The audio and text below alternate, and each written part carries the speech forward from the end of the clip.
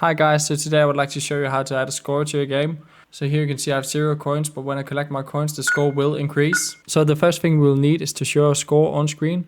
Here I have this canvas object called UI. I have this timer text to show the time, but right now I don't have an object to show the score. So I will right click on my UI. It's a canvas element, by the way. If you don't know how to create a canvas object, you right click in the hierarchy. You go down to UI and then click canvas. But here I have my canvas element called UI. I will right click it. Go to UI again and add this text mesh pro, and I will call it score text. I will just press F to frame it. So right now it's in the middle of a screen. I really don't want it there. I rather want it up here in the left hand corner, and I will just edit the text to say coins. And right now it says 0. So now if I start my game, I can see the amount of coins I have, but if I collect a coin, nothing happens. So I need to add a script for this to work. I will go to my canvas element called UI, click add component, and I'll add a new script called ScoreManager. I'll just delete the update and the start method. I won't need this for this, but I will need the tools to create our text.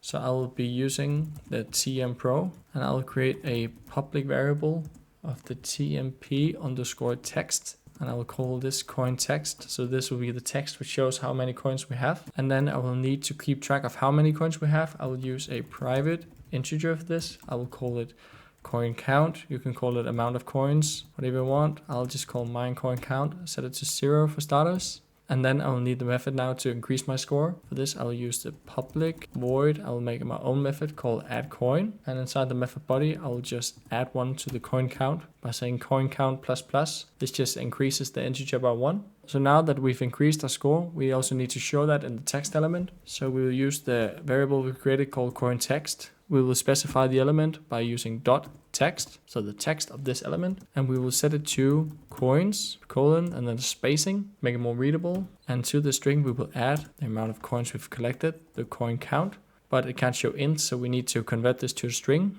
We'll do this by saying dot to a string, and that's actually the whole class for the score manager. So we have our text element, we have the integer, the amount of coins we've collected, the coin count.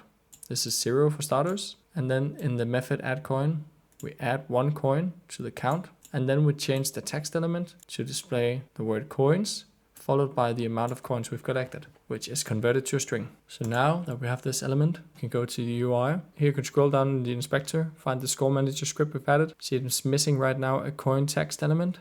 So we're going to take the score text. Just for simplicity, I should have called this coin text. I see now.